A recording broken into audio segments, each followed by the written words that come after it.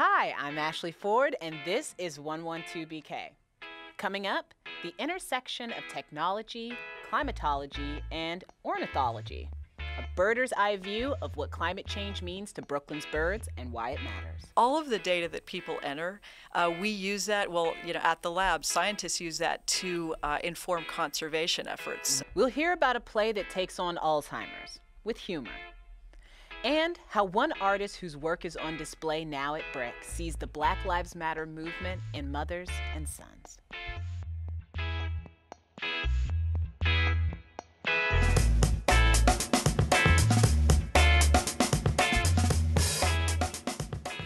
It's been a hot minute since the UN's startling IPCC report on climate change, which gave humanity about 14 years to get our act together if we really do mean what we say about halting the rise in temperature. Studies like these make citizen scientists out of all of us. We pore over data, sets, and graphs, and talk about recycling and shorter showers, but all those things might not be enough if we overlook the nature that's already around us. So let's talk about some citizen scientists you may have overlooked. Birders. Now, these folks are not your everyday bird watchers. Birders are committed to searching for, counting, and documenting as many avian species as they can on any given day. Appropriately enough, Twitter is where they often document their finds and alert each other to rare sightings. Or tech-savvy ornithologists and birders rely on a birding app called eBird. And here to tell us about the intersection of tech and birding is Heather Wolf, a web developer with eBird and an author of her own birding book, Birding at the Bridge. Heather, welcome to 112BK. Thanks for having me. So first of all, who birds? What's the diversity like among birders? It's very diverse. I mean, all sorts of people, all age groups.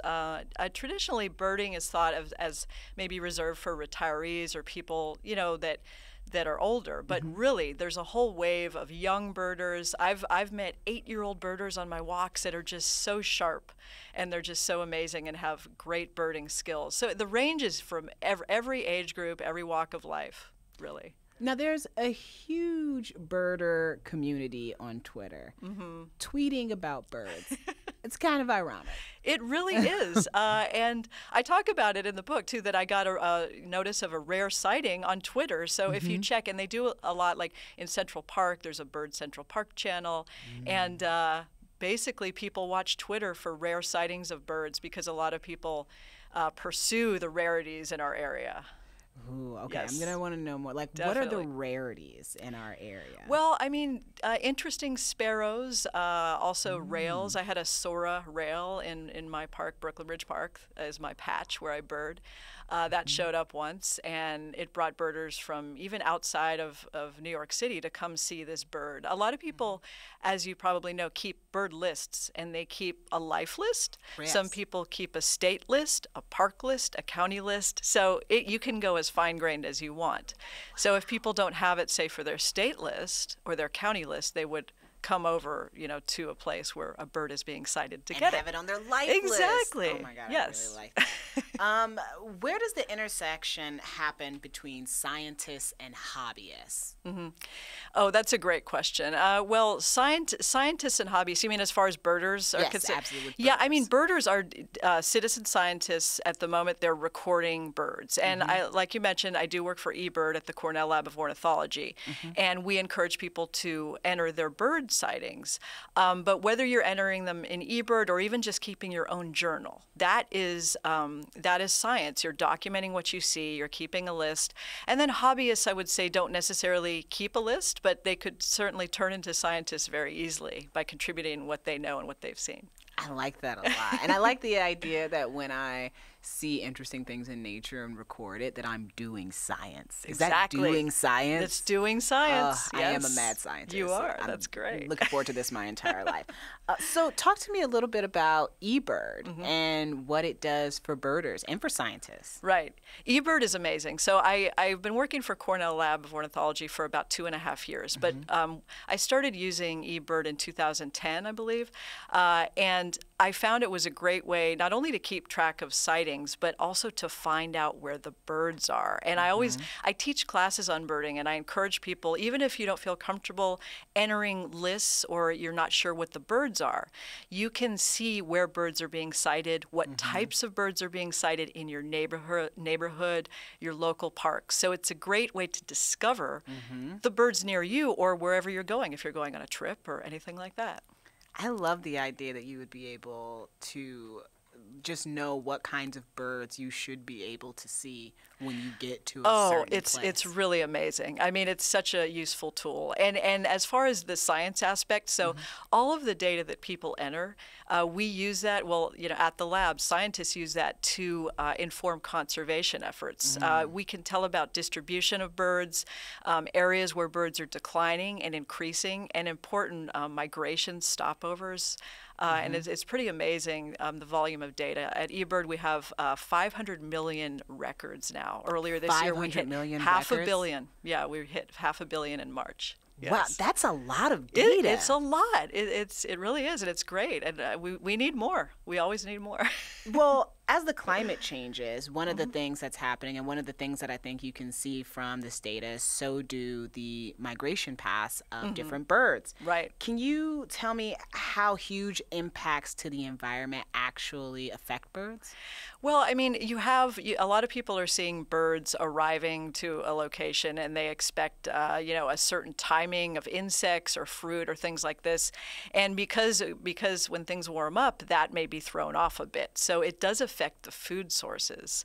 And also, of course, boreal habitats up in the Arctic, you know, places where birds winter and spend the winters, they need those conditions to survive. So a lot of birds, you know, birds are very adaptable. They can adjust, but you know, it remains to be seen how long they can keep this up and how adaptable they'll be over time.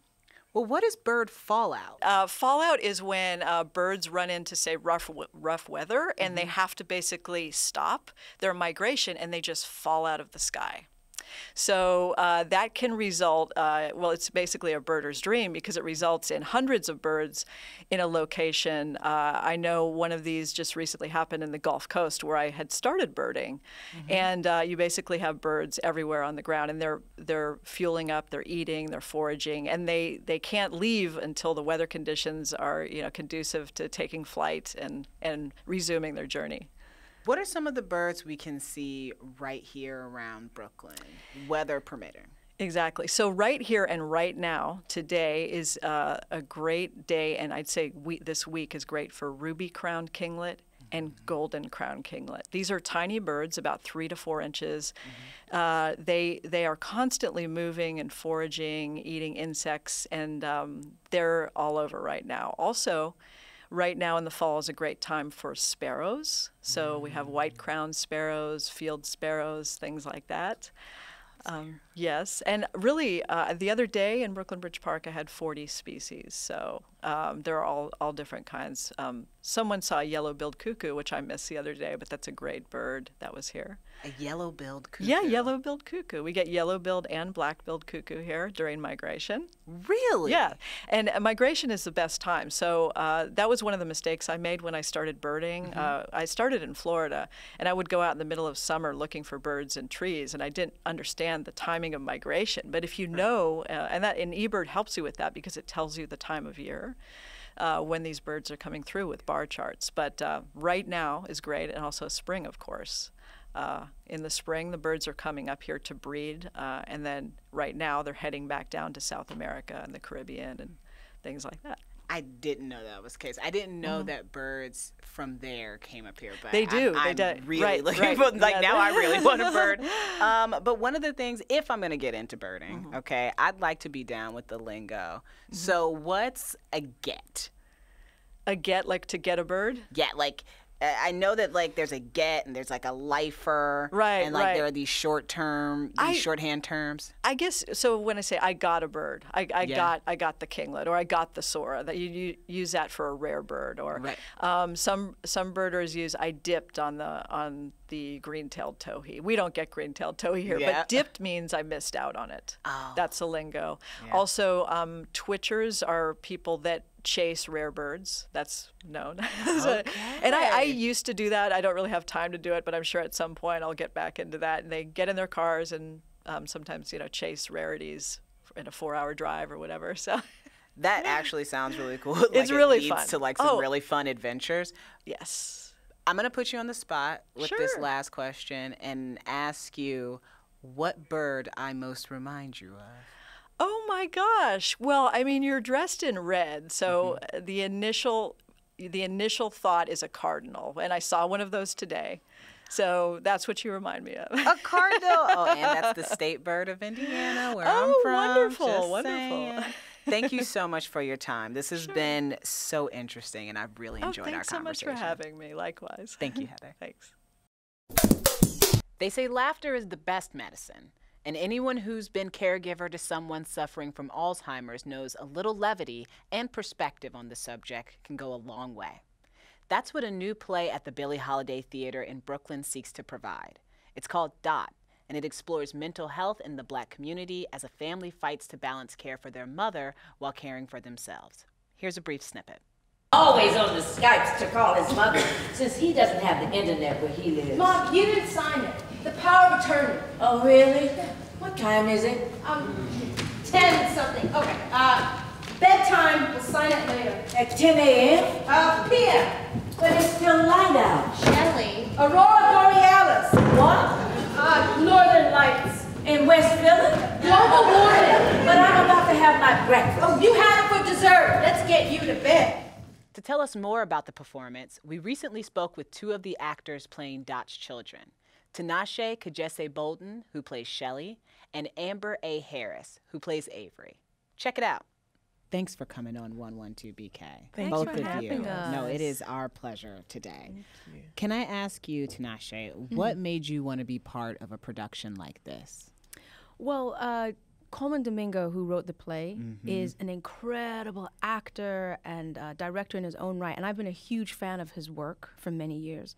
And so when there was the opportunity to be in this play, I was just excited to be able to say his words, because I think a lot of playwrights that have been on the other side of the table and been actors, they write in a way that's just exciting for us, and it's playable things and scenes and scenarios, so it's a very acrobatic experience, which is fun. Oh, I like that word. How about you, Amber? Well, Kenny was attached to it for me, so that's why I wanted to be a part of the production and to get my feet wet. I just literally moved back to Atlanta maybe about 7 months prior to auditioning. And I was like, I need to perform here in the city, and I wanted it to be with Kenny Leon's True Colors Theater. So I auditioned and I booked it. Look at that. Look at that. You know, when you speak it, Hey, it'll happen. you know what I'm saying? Yeah. As actors, do you draw from personal experiences to help your characters, Tinashe? I think you can't help but draw from who you are and your own experiences, but there's also a place where you have to let go the parts that don't resonate with the character. Right. But for me, I mean, this is a story ultimately for Shelley's perspective of a relationship with her mother and with her siblings. And I've got a mom and I've got siblings. So it's funny when I'm hearing myself say things on stage that I feel like I've said in real life or vice versa. And that's when it gets a little creepy. I bet. I bet. And Amber, what do you have from your own life that helps you create Avery? Fortunately and unfortunately for some people, I am Avery. Very much so. I've embodied this character, but I think that, sometimes roles come along that are just perfect for you. Oh, yes. And this role came at a time where I wasn't questioning me going back into acting, but I wanted something that I was comfortable with and low-key didn't have to work really hard. So Avery is like, just go on stage and be yourself. But I also think that there's a word that we use in theater, verisimilitude, where theater mirrors life. And I feel like there are things in my life that have happened to Avery as well. And so we are really one and the same. We're one and you the same. feel her. Yes, absolutely. I like that. Yes. I like that. I think that's really important for a show. Talk to me a little bit, Amber, about how important humor is to a show like this. Oh, well, because it can be so heavy at times, Avery brings the laughter, and it's needed. And her timing is perfect. And I guess that's Coleman's thing, you know, since he wrote it, like it can get to a point where you're like, oh no. And then Avery comes and does something and says something, and it takes you away from that heaviness that really is the through line to the show. And I think that because in the Black community, we don't really talk about mental health, and we think we can pray it away or, you know, sweep it under the rug. No, people need to deal with things by going to the doctor and being medicated so they can live full lives, but also to know that if you do have mental health issues, it's all right to laugh about it. Laugh through it. It's okay. Yes, it's okay. And it's part of the healing process. Absolutely. Yes. Tinashe, talk to me a little bit about the character Dot. So Dot is our matriarch, and she is a woman that was an activist in her youth. She was this fearless head of our family, really was the crux of where a lot of the community would come and gather at the home. We talk about how the neighborhood has changed, but she was such a central part of the neighborhood and the kids growing up, and was the safe place to fall for a lot of the siblings and their friends. Oh, wow. And so what I think is really interesting about the direction that Coleman wrote Dot and the way Kenny directed it is that she's not a character that feels sorry for herself. And so the fight is not over. And I think that's what a through line or a message is that even till the end, she doesn't succumb to the self-pity of the realization of her disease. She is very active in fighting for this minute and fighting for this moment and trying to make the most of it. And that's the two sides of the pain and the joy of it too. Do you think that this is a subject that we need to address more?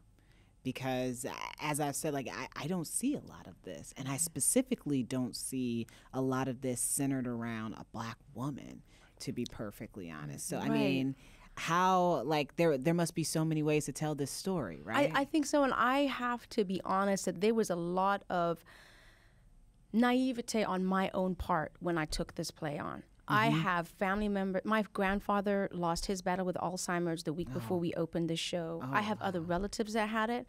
But what I did not know was the prevalence of it within the African American and the African community. I'm originally from Zimbabwe.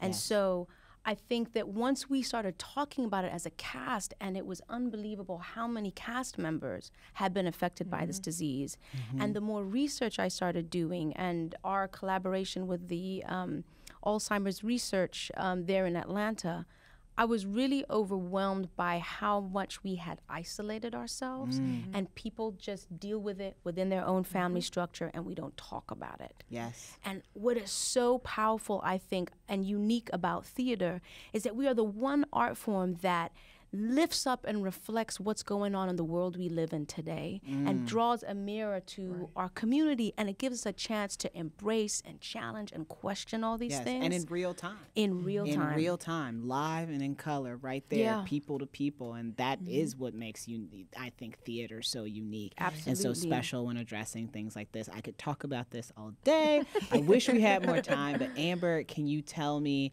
if I'm a person who wants to see the show, how do I come see the show? Oh, please go to the Billie Holiday Theatre, billieholiday.org, I do believe, has your tickets on sale for the show starting October 20th through November 18th. We do have matinees as well, so if you don't like to do the night thing, come and see us at 10:30 some days and or 2 p.m. for some days. But we will be there October 20th through November 18th. Correct. Thank you so much, thank ladies. You for having us. Thank you for this Really platform and appreciate it. opportunity to talk to you. I appreciate it. This is amazing. Violence committed against Black Americans goes back to the earliest days of our history. It reached its height in the years between the Civil War and World War II, with 3,446 lynchings of African Americans. And those are just the ones that were officially recorded. Violence is still being perpetrated today, of course, in the form of highly publicized police shootings. Drawing a line between the two is the aim of photographer and artist Jon Henry, who stages images of Black mothers and their slain sons for a project called Stranger Fruit. It can be seen here at BRIC House through October 28th. Recently, our BRIC radio team and the exhibit's curator, Saul Nova, sat down with Jon Henry. Here's that conversation. As I hold my son in my arms, there is nothing strange about him. He is indeed the fruit of my womb, the extension of his father and me, growing, stretching, reaching to the skies. There is nothing strange about him. My name is Jon Henry. I'm an artist from Brooklyn, New York. Usually working in visual art, typically photography. The project Stranger Fruit began in 2014 and began as a response to the murders of African American men due to police violence.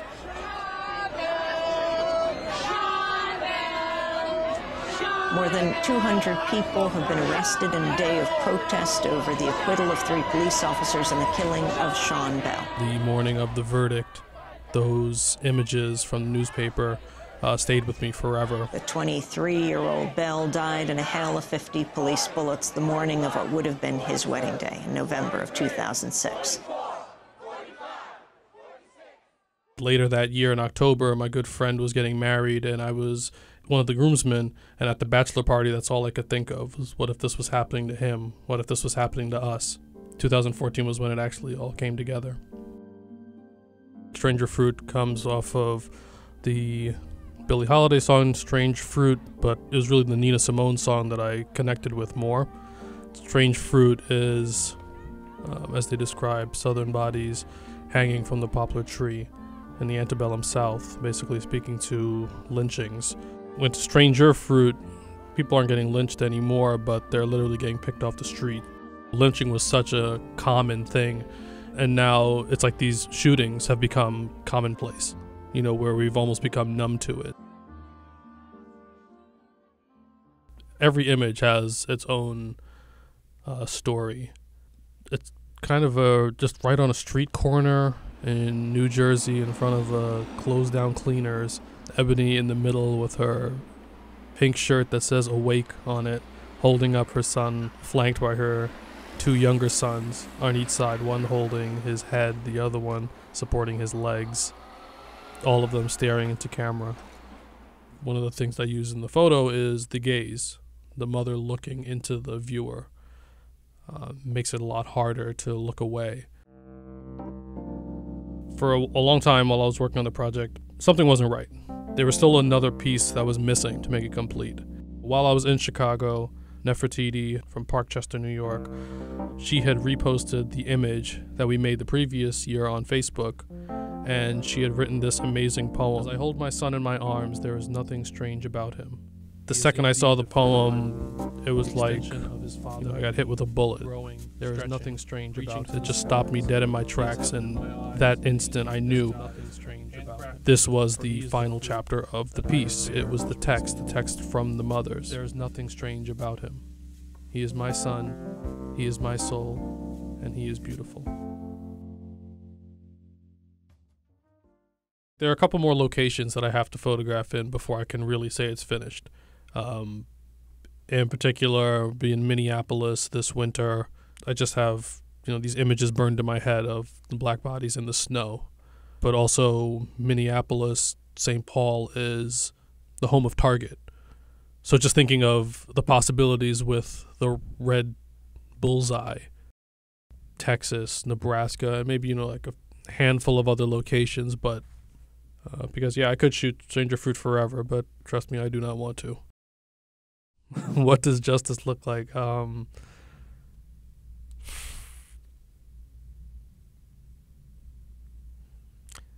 really don't know. Just thinking of these crimes, there is no justice. Even if you lock the police officer up for life, that's not bringing somebody's son back. That's not bringing someone's kid back.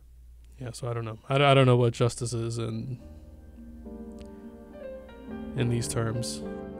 It's supposed to be blind, supposed to be equal, but the track record for justice isn't that great.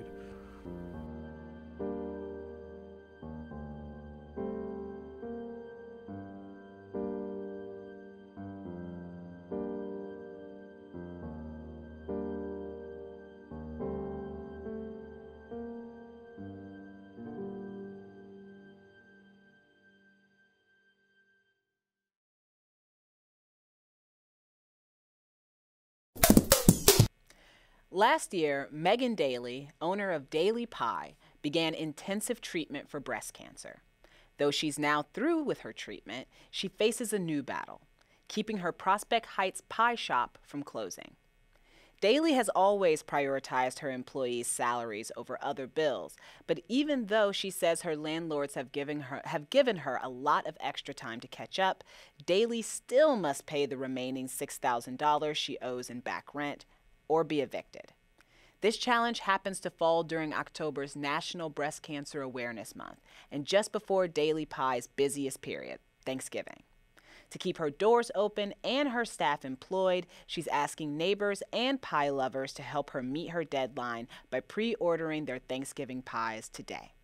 Visit dailypie.com/order.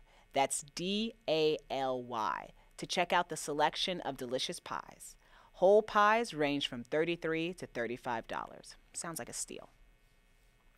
A video titled Cornerstone Carolyn, which documents an incident that happened last Wednesday in Flatbush, has gone viral. It shows a white woman calling the cops on a black child, accusing him of sexually assaulting her. She also said she was a cop. Every one of those claims has been debunked. So, what exactly happened? Surveillance video shows the kid bumping into the woman with a grocery bag. The NYPD says they received no calls from that area, and there is no officer with her name on the force. The woman has since apologized, but she's still part of a recent and disturbing trend of white people who've made false or frivolous complaints against black people. It's the Great Pumpkin in Fort Greene. The 20th annual Great Pumpkin Dog Costume Contest is back this year on Saturday, October 27th. The contest welcomes the cute and simple and the crazy and elaborate, according to Kath Hansen, the contest founder. She wants everyone to know that even if you don't dress up your dog, you should come see the show. The contest starts at 11:30 on Saturday the 27th and will take place in Fort Greene Park by the Prison Ship Martyrs Monument Stairs. And finally, let's throw some shade. There are two large projects proposed for Franklin Avenue between Empire Boulevard and President Street in Crown Heights, and both are being opposed because of the potential shadows they would cast on the Brooklyn Botanic Garden. The new buildings, designed to rise 27 stories, would be situated about a block from Ebbets Field houses and across the street from Medgar Evers College and Jackie Robinson Playground. While the BBG is not taking an official position on this rezoning, and it sent no representatives to a public hearing in September, an email from the BBG to its members says it will monitor any potential impact, like maybe how it plans to get heavy into shade gardening. 112BK is back tomorrow with two reporters talking about the United Nations' recent and frankly terrifying report on climate change, what it could mean to New York City, and what we can all do to make sure my home state of Indiana doesn't end up with a coastline.